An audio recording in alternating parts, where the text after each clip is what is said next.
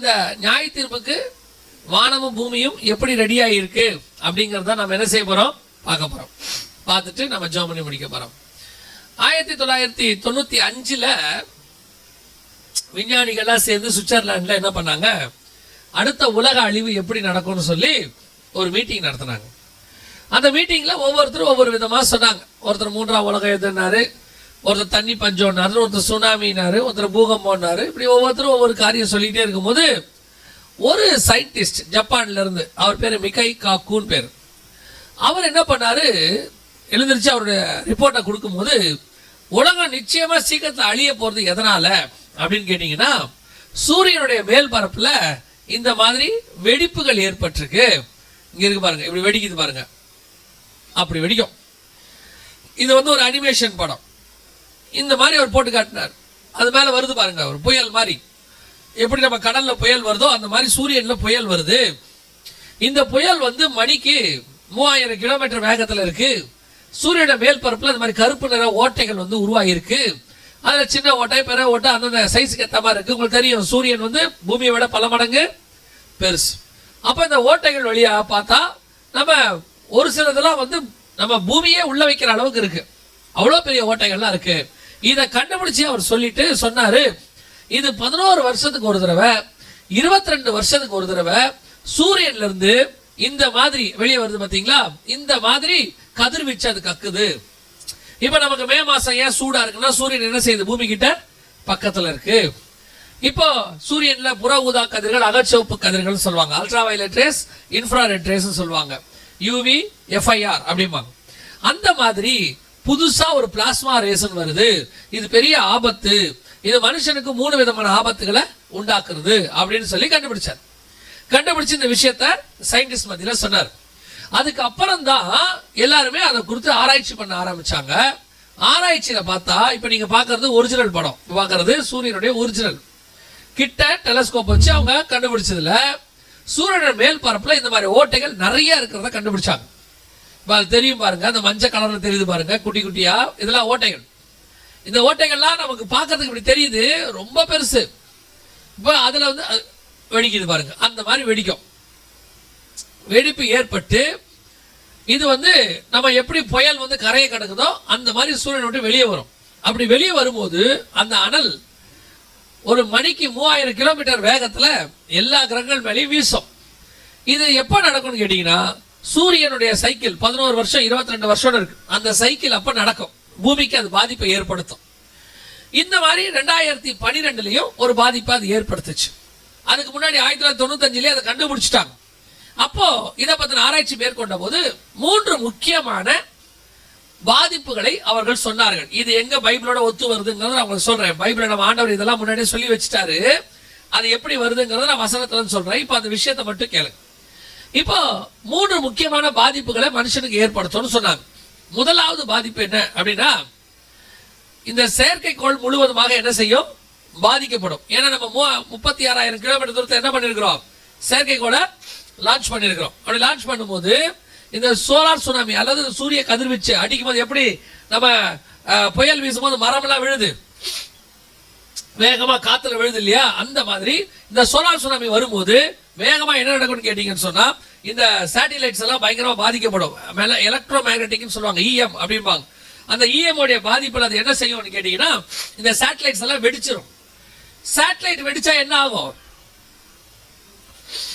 Satellite அங்க வெடிச்சா இங்க என்ன ஆகும், பூமி ஸ்தம்பிச்சிடும்.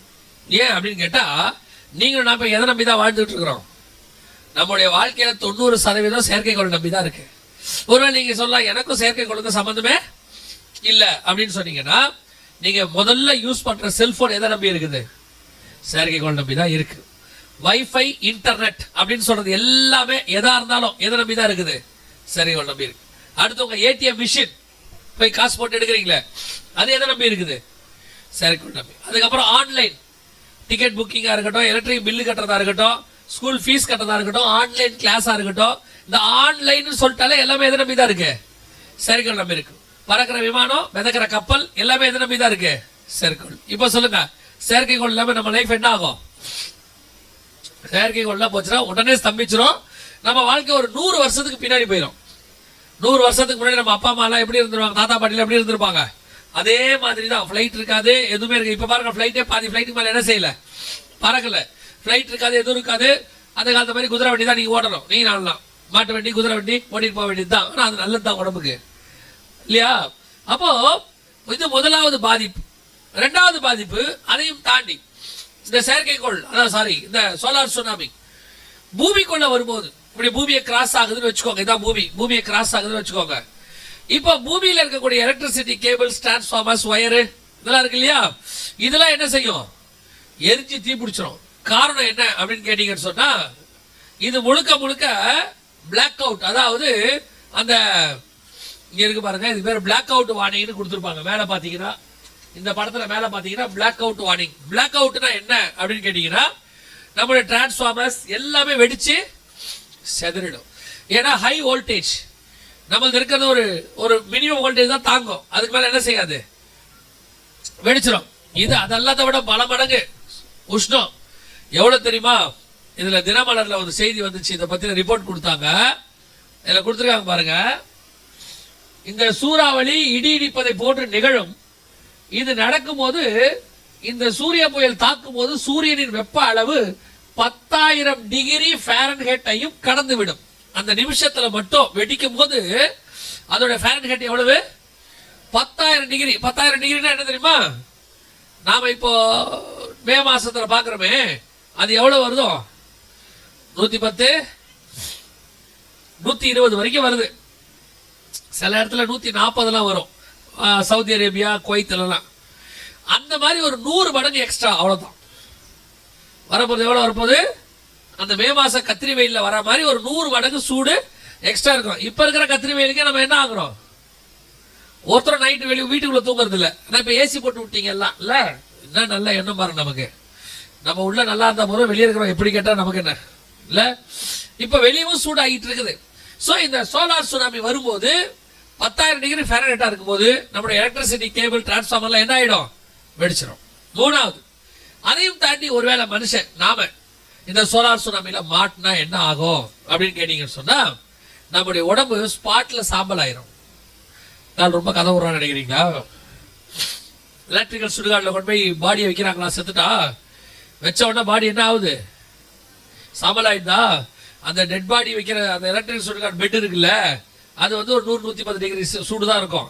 அதுல வச்ச உடனே ஆட்டோமேட்டிக்கா நம்ம என்ன ஆயிடுது, சாம்பல் ஆயிடுது.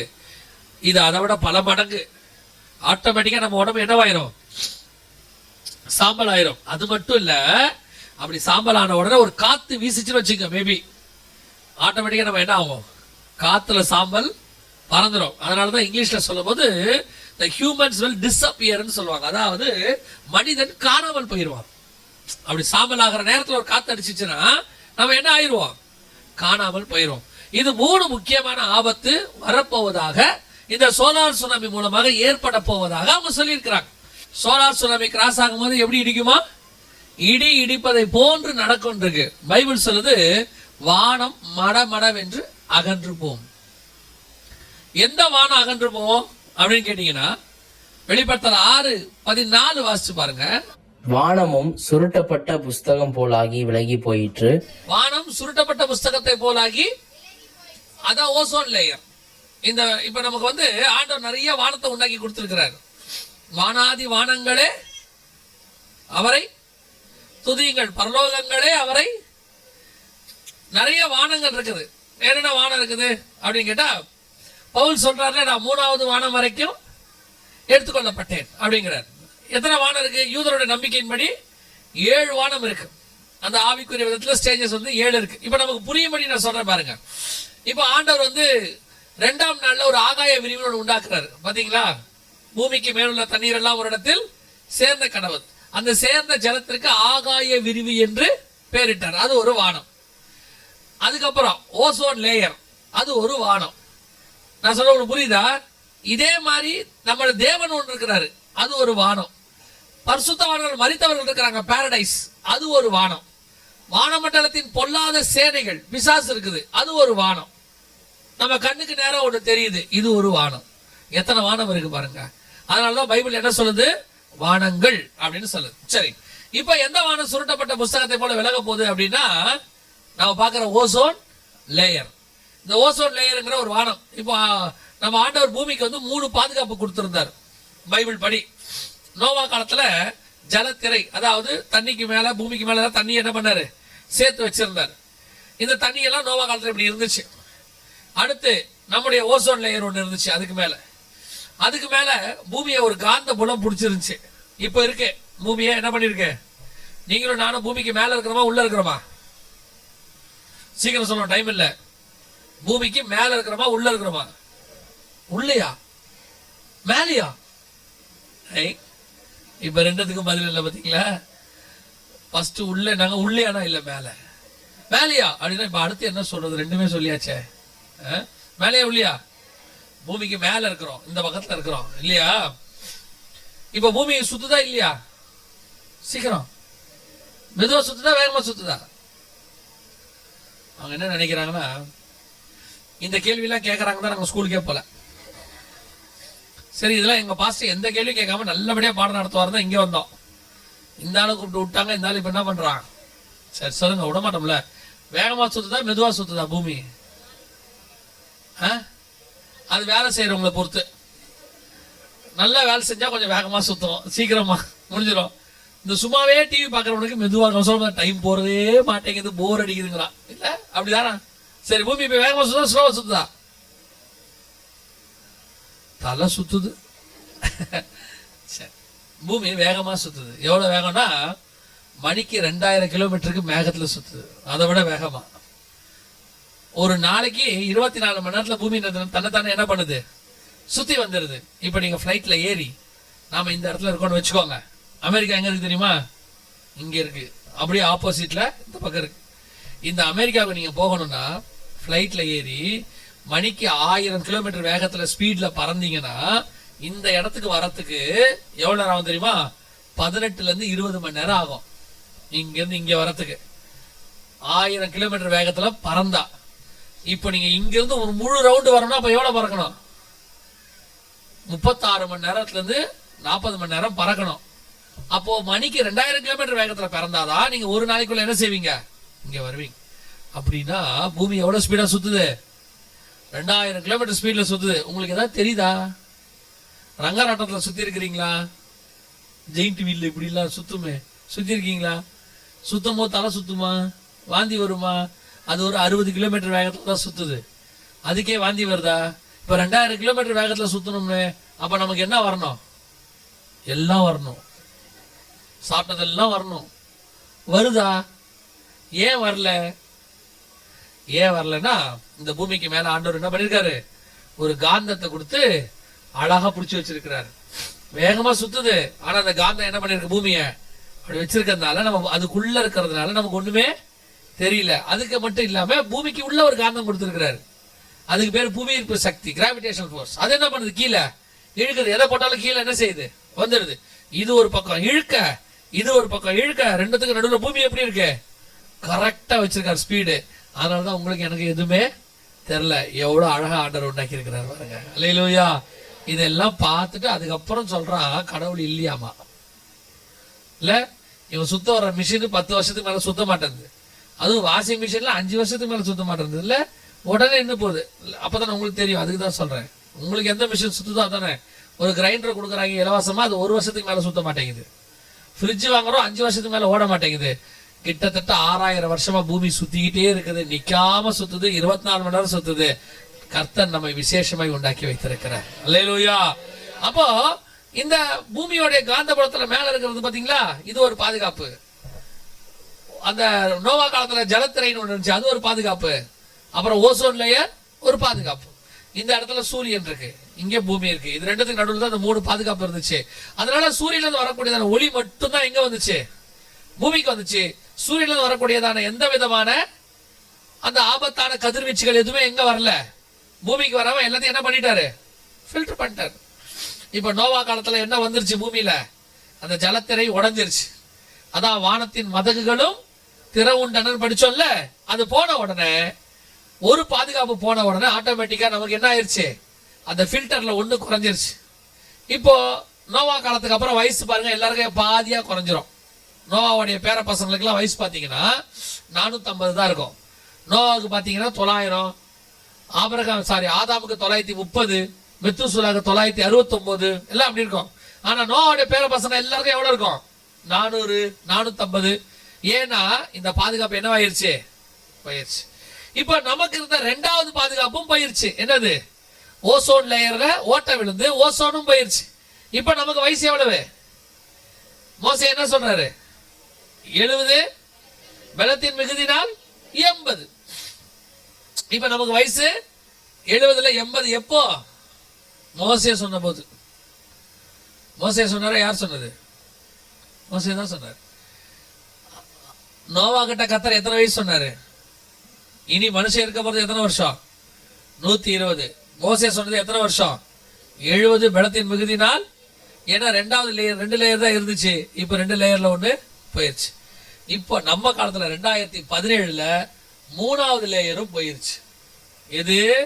காந்தபுலம் மேல இருந்துச்சுல்ல, அதுல என்ன ஆயிடுச்சு? இப்போ வெடிப்பு ஏற்பட்டு இப்போ பூமிக்கும் சூரியனுக்கும் நடுவுல எந்த விதமான ஃபில்டரும் இல்ல.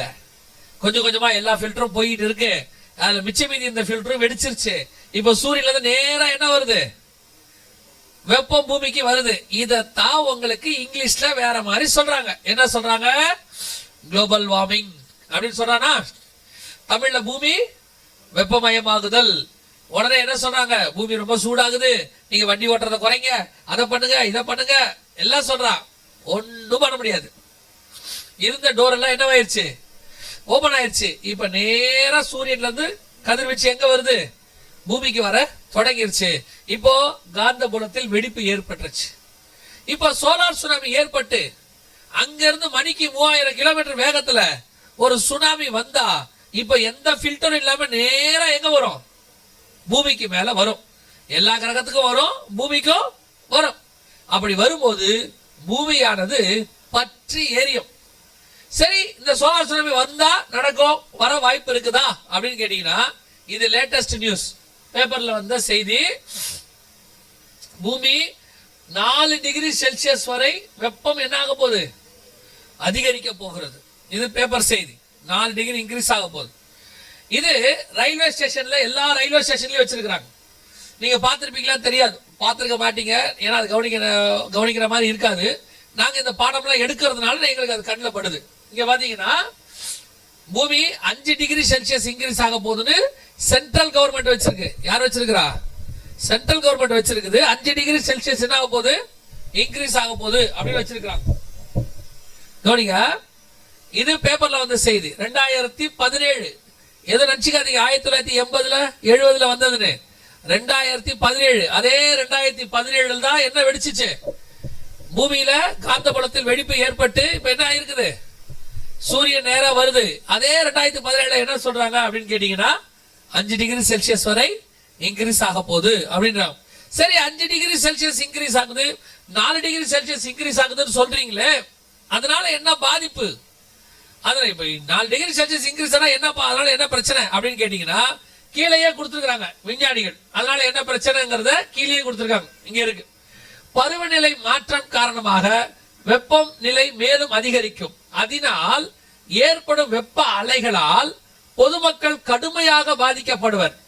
இது 1000 கணக்கானோரை கொல்லும் அளவுக்கு சக்தி வாய்ந்தது. எவ்வளவு பேர? 1000 கணக்கானோரை கொல்லும் அளவுக்கு சக்தி வாய்ந்தது. இது அந்த அளவுக்கு உண்மைதானா, அவங்க சொல்றது சரிதானா அப்படின்னு கேட்டீங்கன்னு சொன்னா, இது ஐநா சபை கொடுத்த ரிப்போர்ட். இது பேப்பர்ல வந்துச்சு. இதே விஷயத்தை பத்தி ஐநா சபையில சூரியன் வெப்பமா இருக்கு, இது நடக்க வாய்ப்பு இருப்பதாக அவங்க எல்லா ரிப்போர்ட்டும் கொடுத்திருந்தாங்க. இந்த ரிப்போர்ட்டின் படி நல்லா கவனிச்சுக்கொள்ளுங்க. இந்த ரிப்போர்ட்டின் படி 3.5 டிகிரி செல்சியஸ் தான் இன்க்ரீஸ் ஆக போகுது. இங்க கொடுத்திருக்காங்க. இந்த கீழ் பகுதியில் ஃபர்ஸ்ட் பேரால வாசிச்சீங்கன்னா 3.5 டிகிரி செல்சியஸ் வரை அதிகரிக்க போகுது. இது கண்டிப்பாக அதிகரிக்கும். அவங்க சொல்லியிருக்கிறாங்க, கண்டிப்பாக என்ன செய்யும்? அதிகரிக்கும். இப்ப நமக்கு அந்த 3.5 டிகிரி செல்சியஸ் என்பதனுடைய விளைவு அது எவ்வளவு தூரம் பாதிப்பு இருக்கும் அப்படின்னு கேட்டா, கீழ் லைன்லயே கொடுத்திருக்கிறாங்க. இது உலகையே அழிக்கக்கூடிய அளவுக்கு சக்தி வாய்ந்தது. இந்த 3.5 டிகிரி செல்சியஸ்ங்கிறது பெருமளவு எல்லாவற்றையும் எரிய விட்டுரும். அந்த அளவுக்கு சக்தி வாய்ந்ததாக இருக்கிறது அப்படின்னு சொல்லியிருக்கிறாங்க. சொல்லிட்டு இது எப்ப நடக்க வாய்ப்பு இருக்கிறது அப்படின்னு சொல்லி அவங்க சொன்ன போது அவங்க என்ன சொல்லியிருக்கிறாங்க அப்படின்னு பாத்தீங்கன்னா, இந்த கோர சம்பவம் 2030க்குள் நடந்து விடும் அப்படின்னு சொல்லியிருக்கிறாங்க. எப்பக்குள்ள? என்ன பேச்சே காணும். இப்பத்தானே லேண்ட் வாங்கியிருக்கிறோம், நம்ம 2025க்கு மேல தானே கட்டலான்னு பார்த்தோம். இருந்தாலும் 2030ங்கிறானே, இது என்னவாய் முடியும் தெரியலையே இல்ல, அப்படிதான் யோசிக்கிறீங்க. அப்படிலாம் பயப்படாதீங்க. அவங்க சும்மா அப்படிதான் என்ன செய்வாங்க, 2030ன்னு டேட் கொடுப்பாங்க. நாம என்னைக்குமே டேட்டை என்ன செய்யக்கூடாது, நம்ப கூடாது. நான் எப்பவுமே சொல்வேன், இந்த டேட்டை நம்புற வேலை நமக்கு இல்லை. அவங்க 2030 சொல்றது சும்மா, அதுக்கு முன்னாடி தான் நடக்கும். ஓ, நீங்க என்ன நினைச்சீங்க, கொஞ்சம் கிரேஸ் பீரியட் கொடுப்பாருன்னு பாத்தீங்களா? கவனிங்க, நாம நினைச்சோமா கொரோனா வரும்னு? உலகத்தையே தலைகீழ மாத்தணும் நினைச்சோமா? நம்முடைய எல்லாமே அப்சைட் டவுன். பொருளாதாரத்திலிருந்து பெரிய பெரிய நாடுகள் எல்லாம் காலி. இது நம்ம எதிர்பார்த்தோமா? இயேசு கிறிஸ்து இதை நமக்கு சொல்லல, ஆனா சட்டனா நடந்துச்சு. ஆனா இயேசு சொல்லி இருக்கிறாரு, கர்த்தருடைய நாள் திருடன் வருகிற விதமாய் வரும்.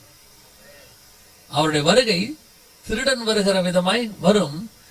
சடுதியாய் ஒரு நிமிஷத்துல, ஒரு இமை பொழுதுல நடக்கும்னு சொல்லி இருக்கிறாரு. சொன்னது ஆண்டவர்.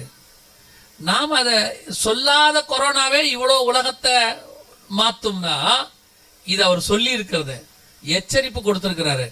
அவர் சொன்ன இது கண்டிப்பாக நடக்கும். நீங்க இந்த டேட்டை நம்பிக்கிட்டு 2030 வரைக்கும் பிளான் போட்டுறாதீங்க. நான் எப்பவும் சொல்வேன், நினையாத நாளிகையிலே மனுஷகுமாரன் வருவாருன்னு தான் பைபிள்ல இருக்கு. அவர் வரும் நாளாகிலும் நாளிகையாகிலும் பிதா ஒருவரை தவிர மற்ற ஒருவனும் அறியான், பரலோகத்தில் உள்ள தூதர்களும் அறியார்கள். நம்முடைய வேலை எச்சரிப்பு கிடைச்ச உடனே ஆயத்தப்படுவது மட்டுமே. நம்ம கண்ணுக்கு முன்னாடி இவ்வளவு நடக்குதுங்கிறத அவர் தெளிவா நமக்கு என்ன செஞ்சிட்டாரு, சொல்லி வச்சுட்டாரு. எப்போ வேணாலும் வருக வரும். அதனால இப்ப நீங்க என்ன செய்யக்கூடாது, போற வழியில இட்லி மாவு வாங்க வேண்டாம், நாளை காலைல வந்தா என்ன செய்யறது, நம்ம நைட்டு அப்படி முடிவு எடுத்துறாதீங்க. நம்ம செய்ய வேண்டியது என்ன செய்யணும், செஞ்சிட்டே இருக்கணும். அது வரும்போது வரும். அதான் உலகம் அழிய போதே அப்படின்னு நோவா பேழை கட்டாம இருந்தா என்ன இருக்கும், அவரும் செத்து போயிருப்பாரு. அவர் பாட்டு பேழை கட்டிட்டே இருக்கணும். சொன்ன அழிவும் வரும். ஒரு நாள் ரெண்டும் கரெக்டாக இருக்கும். நம்ம கொடுக்கப்பட்ட வேலையை நம்ம என்ன செய்யணும், கரெக்டா செஞ்சுக்கிட்டே இருக்கணும். வருகையும் ஒரு நாள் வரும். அந்த வருகையோடு சேர்ந்து உலகத்தின் முடிவும் வரும். இப்போ அதுக்கான ஆயத்தம் எல்லாம் இப்ப என்னவா இருக்கு, ரெடியா இருக்கு. என்ன ஒரு பெரிய ஆச்சரியம் அப்படின்னு கேட்டீங்கன்னா, 2000 வருஷத்துக்கு முன்னாடி நம்முடைய ஆண்டவர் எதெல்லாம் நடக்கும்னு கரெக்டா சொன்னாரோ அதெல்லாம் இப்ப விஞ்ஞான பூர்வமா சொல்றான். நான் அதான் சொல்றேன், பைபிள்ல ஒரு விஷயம் சொன்னா மூட நம்பிக்கைங்கிறான். கொள்ளை நோய் வந்து உலகில் உள்ள மக்கள்ல 1/3 வாரிக்கொள்ளும் ஆண்டவர் சொல்றாரு வெளிப்படுத்தல் 6ல. நம்ம ஆண்டவர் சொன்னா கிறிஸ்தவங்க பயமுறுத்துறான். இப்ப சொல்றா உலகத்தையே பாதிச்சுச்சம்மா கொள்ளை நோய், கில்லிங் டிசீஸ், பேண்டமிக், அப்படி இப்படிங்கிறான். இப்ப இவன் சொன்னா என்ன அர்த்தம், வரும்னு சொன்னா தப்பு, வந்துருச்சுன்னா கரெக்ட். இதான் இன்னைக்கு உள்ள மக்களுடைய பிரச்சனை. நல்லா தெரிஞ்சுக்கொள்ளுங்க, அவர்கள் நம்புகிறார்களோ இல்லையோ கண்டிப்பாக உலகத்தின் முடிவுன்னு ஒன்று வரத்தான் போகிறது. ஆண்டவர் சொன்ன எல்லாம் ரெடியா இருக்கு. அதே 2 பேர் 3:9 என்ன சொல்ல தெரியுமா, தாமதிக்கிறார் என்று சொல்லுகிறவர் தம்முடைய வாக்கு தத்தத்தை குறித்து தாமதமாய் இராமல் நீங்களும் நானும் ரெடி ஆகிறதுக்காக தான் தாமதப்படுறாராமா. அல்லேலூயா.